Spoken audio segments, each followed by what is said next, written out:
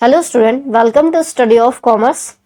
तो जैसा कि मैं आपको क्लास 12 की बिजनेस स्टडीज पढ़ा रही थी, तो उसमें मैंने आपको चैप्टर फर्स्ट स्टार्ट किया था, जो कि आपका nature and significance of management है। ठीक है, तो उसमें मैं 2-3 पार्ट डाल चुकी हूँ, जिसमें मैंने आपको बताया है कि मैनेजमेंट क्या होता है। ठीक है, मैनेजमेंट के क्या क्या नेचर्स होते हैं, कौन कौन से हमारे लेवल्स होते हैं मैनेजमेंट के। तो इसके पहले ही हम लोगों ने पढ़ा था कि हमारे 3 लेवल्स होते हैं मैनेजमेंट के, टॉप लेवल, मिडिल लेवल और लोअर लेवल। ठीक है, तो आज इस वीडियो में हम आगे की चीजें डिस्कस करेंगे। तो आज इस वीडियो में हम बात करेंगे कि हमारा फंक्शंस ऑफ मैनेजमेंट क्या क्या होते हैं, यानी कि हमारे मैनेजमेंट में कौन कौन से फंक्शंस होते हैं, और बाकी की आगे की चीजें हम इस वीडियो में डिस्कस करेंगे। ठीक है, तो वीडियो अगर पसंद आएगा तो लाइक कर दीजिएगा, चैनल को सब्सक्राइब कर दीजिएगा आगे की और वीडियोस देखने के लिए। ठीक है, और अगर आप कॉमर्स के स्टूडेंट हो या फिर कॉमर्स के किसी भी एग्जाम की प्रिपरेशन कर रहे हो, तो इस चैनल को सब्सक्राइब कर दीजिएगा। मैं आपकी ज्यादा से ज्यादा हेल्प करने की कोशिश करूंगी। ठीक है, और अगर आप मुझे इंस्टाग्राम, टेलीग्राम या फेसबुक पे फॉलो करना चाहते हैं, तो डिस्क्रिप्शन बॉक्स में लिंक दिया हुआ है, आप मुझे फॉलो कर सकते हैं। और कोई भी अगर आप प्रॉब्लम डिस्कस करना चाहते हैं तो आप मुझे मैसेज भी कर सकते हैं, मैं आपको जल्द से जल्द रिप्लाई करने की कोशिश करूंगी। ठीक है, तो चलिए आज का वीडियो स्टार्ट करते हैं। तो हम बात करते हैं मैनेजमेंट के फंक्शंस की, यानी कि मैनेजमेंट में बेसिकली हम क्या क्या चीजें करते हैं, वो आज इस वीडियो में हम देखेंगे। ठीक है, तो management is describe as the process of planning, organizing, directing and controlling the efforts of organizational members and of using organizational resources to achieve specific goals। तो अगर हम सिंपल वर्ड्स में बात करें कि मैनेजमेंट क्या होता है, तो नॉर्मली मैनेजमेंट एक ऐसा फंक्शन या प्रोसेस है जिसमें हम अपने ऑर्गेनाइजेशन के जो स्पेसिफिक गोल्स हैं उनको अचीव करने की कोशिश करते हैं। ठीक है, उनके लिए जो भी हम मेहनत कर रहे हैं, जो भी प्रोसेस कर रहे हैं, वो सब हमारे मैनेजमेंट के फंक्शंस में आ जाता है। चाहे वो हमारा कोई प्लान करना हो, कोई चीज ऑर्गेनाइज करना हो, ठीक है, किसी को कंट्रोलिंग करना हो, डायरेक्टिंग करना हो, तो वो सारी चीजें हमारे मैनेजमेंट के फंक्शंस में आ जाते हैं, क्योंकि ये सारी चीजें करके ही हम अपने गोल्स को अचीव करने की कोशिश करते हैं। ठीक है, तो चलिए समझते हैं। सबसे पहला फंक्शन हमारा क्या है? प्लानिंग। तो planning is the function of determining in advance what is to be done and how is to be done. तो इसको हम एक एग्जाम्पल से समझते हैं कि फॉर एग्जाम्पल हमको जाना है कहीं पे घूमने, या फिर हमें वैष्णो देवी जाना है अपने पेरेंट्स को लेकर के उनको घुमाने या दर्शन कराने। ठीक है, तो हम कुछ दिन पहले से ही प्लानिंग करने लगेंगे, हम अपना बजट मेंटेन करेंगे कि हाँ भैया हमें इतने पैसे चाहिए होंगे। ठीक है, हम ये भी प्लान करेंगे कि हमें कैसे जाना है, बस से जाना है कि ट्रेन से जाना है, कौन से दिन जाना है, ठीक है, कितनी छुट्टियां चाहिए, उसके लिए हमें कितनी छुट्टी लेनी पड़ेगी। तो ये सारी चीजें हम जो है प्रेजेंट में ही प्लान कर देते हैं कि हमें फ्यूचर में क्या क्या चीजें कैसे करनी है। वही क्या कहलाता है? आपका प्लानिंग कहलाता है। ठीक है, तो वही इसमें कहा गया है कि planning is the function of determining in advance, यानी कि एक ऐसा फंक्शन जिसमें हम एडवांस में डिटरमाइन कर रहे हैं कि हमको फ्यूचर में क्या चीज करनी है, ठीक है, और क्या नहीं करना है। This implies setting goals in advance and developing a way of achieving them efficiently and effectively। तो प्लानिंग में क्या क्या आता है? हमारे गोल्स को सेट करना एडवांस में, और उनको डेवलप करने के लिए, अचीव करने के लिए कुछ इफिशिएंटली, इफेक्टिवली हमें क्या क्या वर्क्स करने हैं, इन सारी चीजों को मतलब डिटरमाइन करना, बनाना, वही क्या कहलाता है? आपका प्लान कहलाता है। ठीक है, आगे देखते हैं। In Smita's organisations the objective is production and sale of candles. तो अगर हम स्मिता के ऑर्गेनाइजेशन की बात करें, तो उनके ऑर्गेनाइजेशन का ऑब्जेक्टिव था कि वो अपने कैंडल्स का प्रोडक्शन ज्यादा से ज्यादा कर पाए और उसको ज्यादा से ज्यादा सेल कर पाए। ठीक है, Smita has to decide quantities and variety. तो उन्होंने डिसाइड किया था कि उन्हें कौन कौन सी, कितनी क्वांटिटीज और कितनी वेराइटीज चाहिए कैंडल की, and colour, and then allocate resources for their purchase from different sellers. ठीक है, तो planning can not prevent problems. तो प्लानिंग हमारी प्रॉब्लम्स को प्रिवेंट नहीं कर सकती, but it can predict them and prepare contingency plans to deal with them if and when they occur. तो ये हमारे प्रॉब्लम्स को जो है प्रिवेंट तो नहीं कर सकती, लेकिन अगर हमने प्रेजेंट में सोच लिया है कि हमें फ्यूचर में क्या क्या करना है, तो यानी कि हमारे जो प्लान्स होते हैं, जो हम बनाते हैं, उनसे हम अपने फ्यूचर को प्रिडिक्ट करने में थोड़ी हेल्प मिलती है, और हम पहले से ही प्रिपेयर हो गए रहते हैं कि हाँ अगर ये प्रॉब्लम आई तो हम उससे कैसे डील करेंगे, यानी अपनी प्रॉब्लम्स से हमें कैसे फेस करना है, कैसे डील करना है। ये सारी चीजें हमें प्लानिंग की मदद से आसान हो जाता है हमारे लिए अपनी प्रॉब्लम्स को डील करना। ठीक है, चलिए अब नेक्स्ट फंक्शन देखते हैं। नेक्स्ट है हमारा ऑर्गेनाइजिंग। तो organizing is the management function of assigning duties, grouping task, establishing authority, and allocating resources required to carry out a specific plan। तो जो प्लान हमारा बना है, जो हमने बिजनेस में बनाया है, उसको कैसे हमें रेगुलेट करना है, कैसे उस टास्क को अचीव करना है, कैसे उसको एस्टेब्लिश करना है, किसको कौन कौन सी ड्यूटीज देनी है, ये सारी चीजें हमारी किस में आ जाती है, ऑर्गेनाइजिंग में आ जाती है। ठीक है, चलिए आगे देखते हैं। Once a specific plan has been established for the accomplishment of an organizational goal, तो हमारा एक प्लान अगर बन गया है ऑर्गेनाइजेशन के गोल को अचीव करने के लिए, the organizing function examines the activities and resources requires to implement the plan.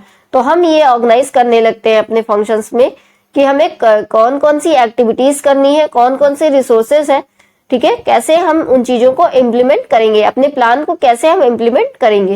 It determines what activities and resources are required, कौन सी एक्टिविटीज और कौन सी रिसोर्सेज की हमें जरूरत पड़ेगी अपने प्लान को इम्प्लीमेंट करने के लिए। ठीक है, it decides who will do a particular task. तो अगर हम सिंपली बोले तो ऑर्गेनाइजिंग में डिसाइड किया जाता है कि कौन सा काम कौन सा व्यक्ति करेगा। ठीक है, where it will be done, और वो कैसे करेगा, and when it will be done, और कब करेगा। ठीक है, organizing involves the grouping of the required task into manageable departments. तो एक रिक्वायर्ड टास्क को मैनेजमेंट डिपार्टमेंट में, ठीक है, कैसे ग्रुप करना है, और work units and the establishment of authority and reporting relationship within the organizational hierarchy, यानी कि ग्रुप में एफर्ट्स कैसे हमें डालने हैं अपने प्लान्स को अचीव करने के लिए। ठीक है, proper organizational techniques help in the accomplishment of work and promote both the efficiency of operation and effectiveness of the results. तो यानी कि हमें अपने प्लान को कैसे इम्प्लीमेंट कराना है, कैसे इफिशिएंटली और इफेक्टिवनेस से हमें अपने ऑब्जेक्टिव को अचीव करना है, ये सब ऑर्गेनाइजेशनल टेक्निक से आसानी से हो पाता है। ठीक है, different kinds of business require different structures according to the nature of work. तो अलग अलग तरह के बिजनेस जो होते हैं उनका अलग अलग स्ट्रक्चर होता है, उनको अलग अलग स्ट्रक्चर की जरूरत होती है, अलग अलग नेचर ऑफ वर्क होता है। तो you will read more about this in the later chapter. तो आगे के चैप्टर में हम और ज्यादा ऑर्गेनाइजिंग के बारे में डिस्कस करेंगे। ठीक है, अब हम आगे चलते हैं नेक्स्ट फंक्शन में, जो कि हमारा staffing. Staffing simply stated is finding the right people for the right job. तो स्टाफिंग में क्या होता है कि हम राइट पीपल को फाइंड करते हैं राइट जॉब के लिए, यानी कौन सा काम किस पर्सन के लिए सही होगा, ये हम डिसाइड करते हैं स्टाफिंग में। ठीक है, यानी कि हम बहुत ज्यादा रिक्रूटमेंट्स निकालते हैं और एम्प्लॉयज को भर्ती करते हैं, वही प्रोसेस क्या कहलाता है, स्टाफिंग कहलाता है। A very important aspect of management is to make sure that the right people with the right qualifications are available at the right places and the times to accomplish the goals of the organization। तो ये management में बहुत ज्यादा जरूरी होता है कि हम ऐसा पर्सन खोज के लाएं जो उस काम के लिए सुइटेबल हो। ठीक है, कोई ऐसा व्यक्ति ना हो पता चले उसको वो काम ही नहीं आता, उसके पास वो क्वालिफिकेशन ही नहीं है और हमने उसको उस काम के लिए रख लिया है, तो कोई मतलब नहीं रह जाता उसको रखने का। ठीक है, आगे देखते हैं। This is also known as the human resource function and it involves activities such as recruitment, selection, placement and training of a personnel। तो स्टाफिंग क्या है, हमारा एक ह्यूमन रिसोर्स फंक्शन भी होता है और इसमें हम क्या करते हैं, रिक्रूटमेंट करते हैं, एम्प्लॉयज का सिलेक्शन करते हैं, उनका प्लेसमेंट कराते हैं, उनको ट्रेनिंग देते हैं। तो ये सारी चीजें हमारी स्टाफिंग में आ जाती है। ठीक है, Infosys technologies which develops software needs systems analyst and programmers. ठीक है, तो जैसे कि इन्फोसिस टेक्नोलॉजीज क्या कर रही है, वो डेवलप कर रही है सॉफ्टवेयर्स और उसको सिस्टम एनालिस्ट और प्रोग्रामर्स की जरूरत है। चलिए आगे देखते हैं। नेक्स्ट फंक्शन हमारा क्या है, directing. Directing involves leading, influencing and motivating employees to perform the task assigned to them. तो डायरेक्टिंग में क्या होता है कि हम अपने एम्प्लॉयज को लीड करते हैं, यानी कि डायरेक्ट करते हैं, उनको मोटिवेट करते हैं, किस लिए, जो टास्क उनको दिया है उसको सही से परफॉर्म करने के लिए। ठीक है, this requires establishing an atmosphere that encourages employees to do their best. तो डायरेक्टिंग में हम एक ऐसा एटमॉस्फियर बना देते हैं कि एम्प्लॉयज ज्यादा से ज्यादा मोटिवेट और इनकरेज होकर के अपने काम को करने की कोशिश करते हैं और अपना बेस्ट देने की कोशिश करते हैं। ठीक है, चलिए आगे देखते हैं। Motivation and leadership are two key components of direction. तो डायरेक्शन के दो मेन की कंपोनेंट्स होते हैं या एलिमेंट्स होते हैं, एक आपका मोटिवेशन और दूसरा लीडरशिप। ठीक है, directing also involves communicating effectively as well as supervising employees at work, यानी कि एम्प्लॉयज को सुपरवाइज करना, उनको इफेक्टिवली कम्युनिकेट करना, उनको मोटिवेट करना, उनको लीड करना, उनको गाइड करना, ये सब किस में आ जाता है, आपका डायरेक्टिंग में आ जाता है। ठीक है, चलिए आगे देखते हैं। Motivating workers means simply creating an environment that makes them want to work. तो वर्कर्स को मोटिवेट करने का मतलब सिर्फ इतना सा है कि एक ऐसा एनवायरनमेंट क्रिएट करना कि एम्प्लॉयज खुद अपना काम करना चाहें। ठीक है, leadership is influencing others to do what the leader wants them to do. Leadership का मतलब क्या होता है कि पर्सन को इन्फ्लुएंस करना कि वो आपके अकॉर्डिंग चले, आपके अकॉर्डिंग काम को करे। ठीक है, A good manager directs through praise and criticism in such a way that it brings out the best in the employee। तो एक अच्छा मैनेजर वही कहलाता है जो अपने एम्प्लॉयज को ऐसे डायरेक्ट करता है कि वो अच्छे से डायरेक्ट होते हैं और कोई क्रिटिसिज्म नहीं होता, तो वही क्या कहलाते हैं, और एम्प्लॉयज से उनका बेस्ट करा लेता है, वही गुड मैनेजर कहलाता है। ठीक है, चलिए नेक्स्ट फंक्शन देखते हैं। नेक्स्ट है हमारा controlling. Controlling is the management function of monitoring organizational performance towards the attainment of organizational goals। यानी कि जो ऑर्गेनाइजेशन की परफॉर्मेंस है उसको मॉनिटर करना, वो भी ऑर्गेनाइजेशनल गोल्स को अचीव करने के लिए, वही क्या कहलाता है, कंट्रोलिंग कहलाता है। The task of controlling involves establishing standards of performance, यानी कि परफॉर्मेंस के स्टैंडर्ड को एस्टैब्लिश करना, मेजरिंग करंट परफॉर्मेंस, उनकी करंट परफॉर्मेंस को मेजर करना, comparing this with established standards, establish जो हमने स्टैंडर्ड एस्टैब्लिश किए हैं उसमें उनको कंपेयर करना, and taking corrective actions where any deviation is found. और कोई भी अगर मिसलीडिंग या डेविएशन फाउंड हो रहा है तो उसके लिए करेक्टिव एक्शन लेना, वही क्या कहलाता है, आपका कंट्रोलिंग कहलाता है। ठीक है, चलिए आगे देखते हैं। Here a management must determine what activities and outputs are critical to success, how and when they can be measured, and who should have the authority to take corrective actions। तो ये सब मैनेजमेंट के ऊपर depend करता है कि वो किसको अथॉरिटी देती है करेक्टिव एक्शंस लेने के लिए। ठीक है, कोई भी क्रिटिकल चीज आई है तो उससे कैसे उभरा जाए, ठीक है, उससे कैसे निकला जाए, तो ये सब मैनेजमेंट पे डिसाइड करती है। Functions of managers are usually discussed in order given above, suggesting that a manager first plans, then organizes, puts staff in position, then directs, and finally controls in reality. Managers are rarely able to carry out these functions in isolation. The activities of a manager are interrelated and it is often difficult to pinpoint where one ended and the other began। ठीक है, तो कहने का मतलब इतना सा है कि मैनेजर को एक स्टेप में चलना चाहिए। सबसे पहले प्लान बनाने चाहिए, फिर चीजों को ऑर्गेनाइज करना चाहिए, फिर स्टाफ की पोजीशन डिसाइड करनी चाहिए, फिर उसको डायरेक्ट करना चाहिए और फाइनली कंट्रोल करना चाहिए। ठीक है, तो ये सारे हमारे मैनेजमेंट के फंक्शंस होते हैं। सबसे पहला आपका प्लानिंग होता है, दूसरा आपका पहला आपका प्लानिंग होता है, दूसरा आपका ऑर्गेनाइजिंग होता है, तीसरा आपका स्टाफिंग होता है, चौथा आपका डायरेक्टिंग होता है, पांचवा आपका कंट्रोलिंग होता है। ठीक है, चलिए अब बात करते हैं कोऑर्डिनेशन की।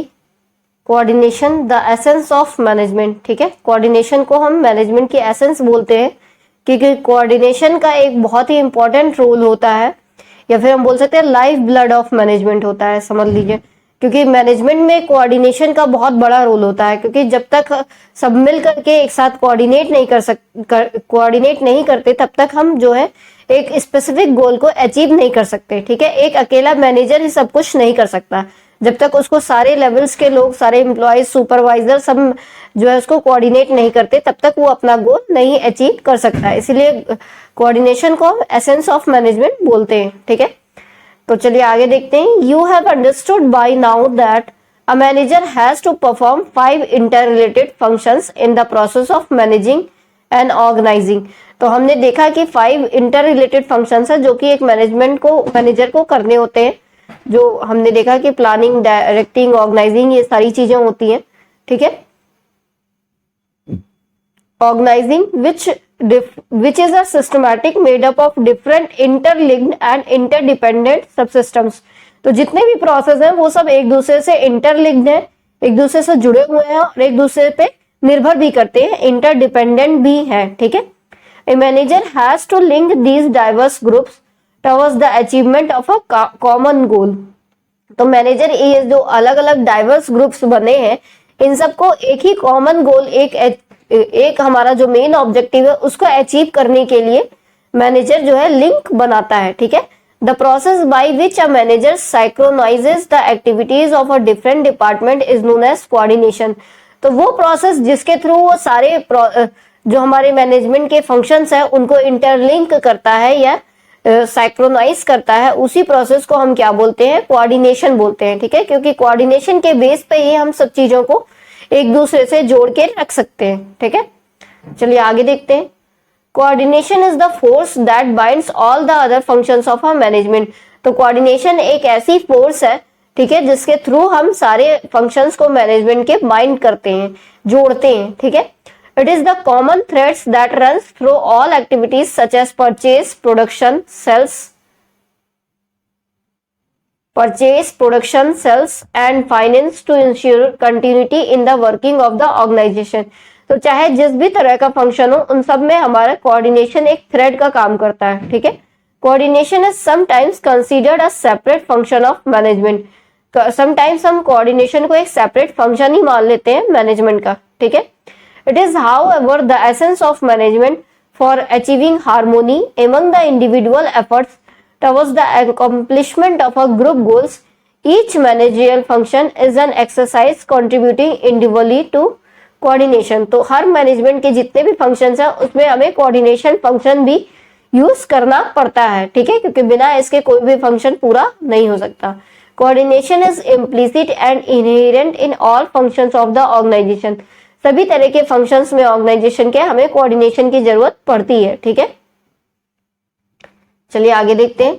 The process of coordinating the activities of an organization begins at the planning stage itself. तो ये जो हमारा कोऑर्डिनेशन का फंक्शन है ये हमारा प्लानिंग के स्टेज से ही स्टार्ट हो जाता है। ठीक है, top management plans for the entire organization. जो टॉप मैनेजमेंट होता है वो पूरी ऑर्गेनाइजेशन के लिए प्लान बनाता है। ठीक है, according to this plans the organizational structure is developed and staffed. उसके प्लान्स के अकॉर्डिंग ही ऑर्गेनाइजेशन का जो स्ट्रक्चर है वो डेवलप होता है। In order to ensure that these plans are executed according to plans directing is required. तो इन प्लान्स को एग्जीक्यूट करने के लिए डायरेक्टिंग जरूरी होती है।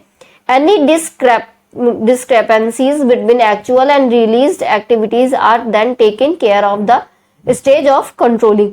तो सारी एक्टिविटीज को हम कंट्रोलिंग में कंट्रोल करते हैं मतलब। ठीक है, it is through the process of coordination that a manager ensures the orderly arrangement of individual and group efforts to ensure unity of action in the realization of common objectives.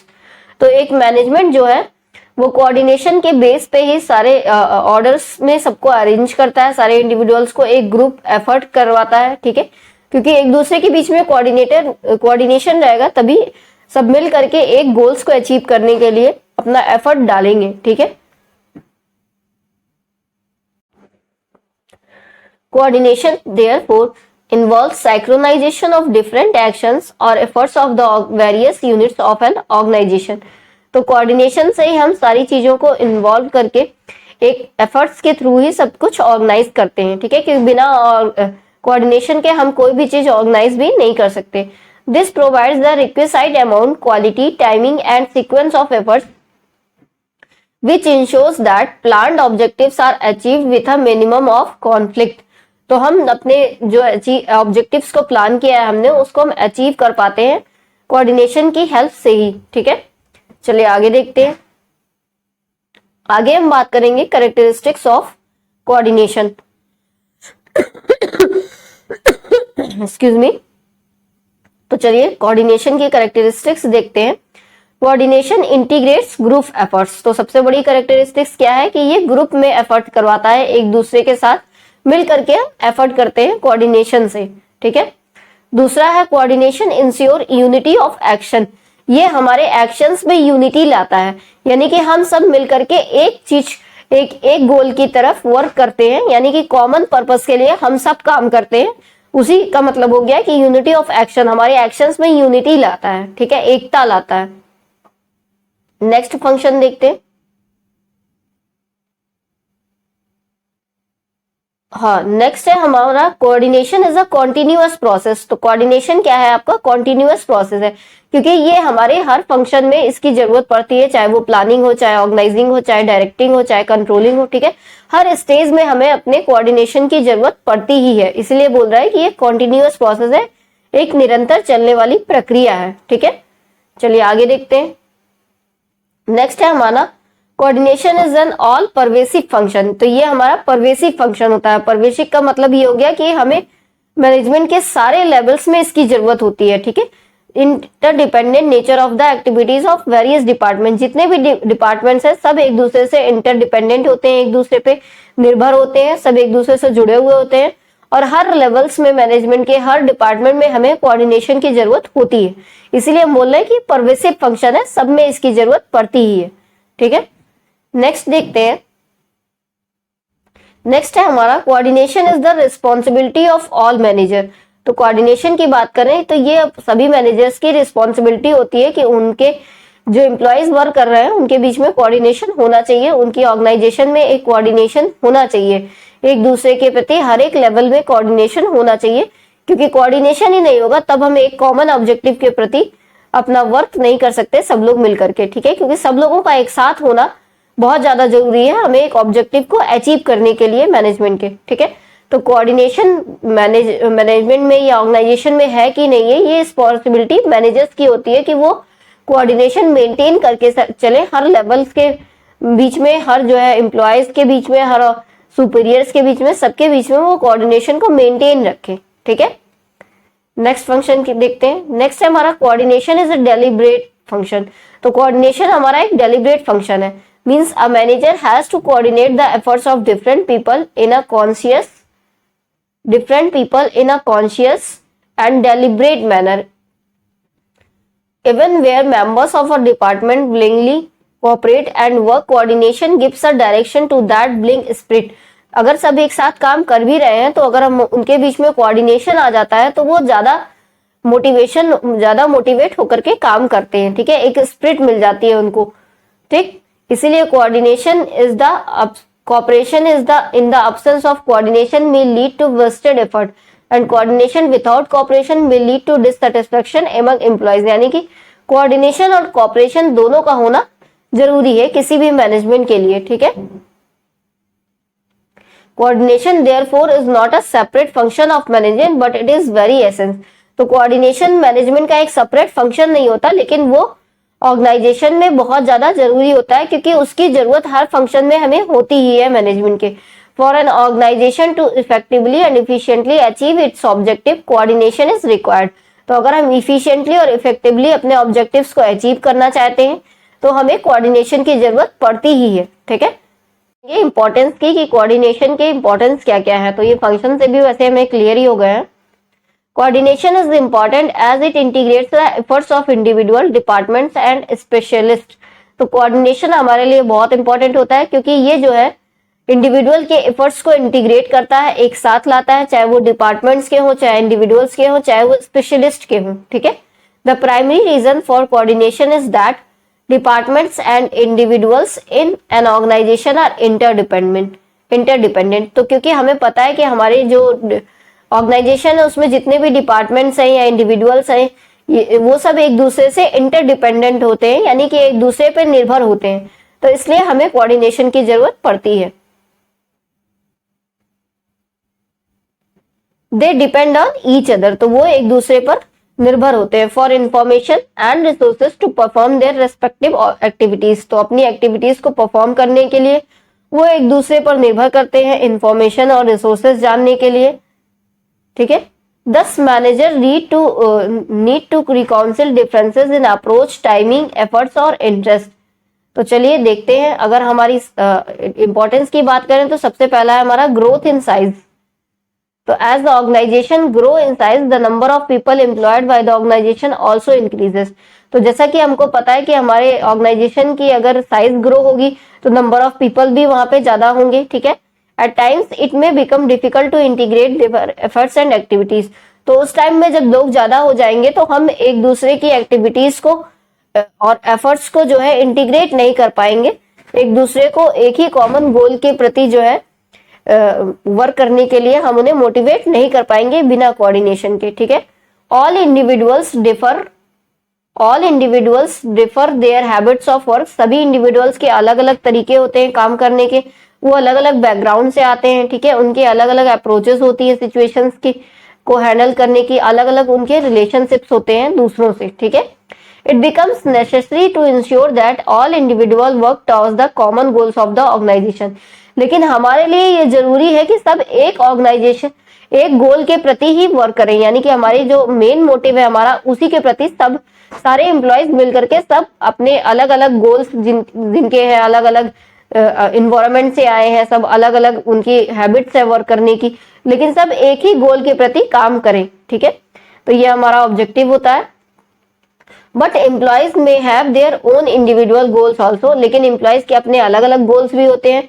Therefore, for organizational efficiency, it is important to harmonize individuals' goals and organizational goals through coordination। तो coordination की मदद से ही हम क्या करते हैं, individual के जो उनके पर्सनल गोल्स हैं और जो ऑर्गेनाइजेशनल गोल्स हैं उनको हार्मोनाइज करते हैं। ठीक है, उनको सेम उस पे लाते हैं और कोऑर्डिनेशन की मदद से ही हम ये सब चीजें कर पाते हैं। ठीक है, नेक्स्ट है हमारा functional differentiation. Functions of an organization are divided into departments. तो हमारे जो फंक्शंस होते हैं ऑर्गेनाइजेशन के वो अलग अलग डिपार्टमेंट या डिविजन्स में डिवाइड किए जाते हैं। ठीक है, एंड सेक्शंस में। In an organization there may be a separate department of finance, production, marketing और ह्यूमन रिसोर्सेज। तो अलग अलग डिपार्टमेंट सपोज दैट ऑर्गेनाइजेशन के हैं, फाइनेंस का अलग है, प्रोडक्शन का अलग है, मार्केटिंग का अलग है। तो all these department may have their own objectives, policies and their own style of working. तो सभी डिपार्टमेंट के अपने अलग अलग ऑब्जेक्टिव्स होते हैं, अलग अलग पॉलिसीज होते हैं और अलग अलग स्टाइल होती है काम को करने की। ठीक है, एक एग्जांपल से भी हम समझ सकते हैं। For example, the marketing department objective may be to increase sales. Marketing department का ऑब्जेक्टिव है 10% सेल्स को इंक्रीज करना डिस्काउंट ऑफर करके, 10% डिस्काउंट ऑफर करके। ठीक है, but the finance department may not approve of such discount as it means loss of revenue. लेकिन finance department इसको अलाउ नहीं करता क्योंकि उसके लिए ये रेवेन्यू का लॉस हो रहा है। ठीक है, 10% डिस्काउंट देना। These kinds of conflict arise in an organisation. तो ऐसे कॉन्फ्लिक्ट या झगड़े अराइज होते हैं ऑर्गेनाइजेशन में because each unit department is performing activities in isolation from others and barriers between departments are becoming more rigid. तो इन तरह के कॉन्फ्लिक्ट्स को हम जो है अपने कोऑर्डिनेशन की हेल्प से जल्दी सॉर्ट आउट कर सकते हैं। ठीक है, however all departments and individuals are interdependent and they have to depend on। शायद मैं आगे चली गई। ठीक है, तो इसको हम कोऑर्डिनेशन की हेल्प से इन प्रॉब्लम्स को हम रेजिट कर मतलब कंट्रोल कर सकते हैं। नेक्स्ट है हमारा स्पेशलाइजेशन। तो जैसे डिवीजन होता है वैसे स्पेशलाइजेशन होता है, अलग अलग अलग कैटेगरीज के लोग अलग अलग चीजों के लिए स्पेशलाइज होते हैं, तो उसमें भी कॉम्प्लेक्सिटीज आ जाती हैं। ठीक है, टास्क में डाइवर्सिटी आ जाती है, लेकिन हमें अपने ऑर्गेनाइजेशन के गोल्स को अचीव करना है तो एक कॉमन गोल के लिए हम कोऑर्डिनेशन की हेल्प से उनको जो है इंटरलिंक करते हैं या एक दूसरे से इंटीग्रेट करते हैं। ठीक है, तो ये कुछ आपके इंपॉर्टेंस थे कोऑर्डिनेशन के। ठीक है, तो वीडियो अगर पसंद आया हो तो लाइक कर दीजिएगा, चैनल को सब्सक्राइब कर दीजिएगा। तो फाइनली आज ये चैप्टर आपका फिनिश हो गया। इसके कुछ क्वेश्चन आंसर्स भी हैं, अगर आप चाहेंगे तो मैं उसको भी डिस्कस कर दूंगी। अगर आप कमेंट करेंगे तो मैं उसके लिए भी एक वीडियो बना दूंगी, क्वेश्चन आंसर्स भी आपको डिस्कस कर दूंगी। ठीक है, वीडियो अगर पसंद आया होगा तो लाइक कर दीजिएगा। चलिए नेक्स्ट वीडियो में हम नेक्स्ट चैप्टर डिस्कस करेंगे। ठीक है, थैंक्स फॉर वॉचिंग।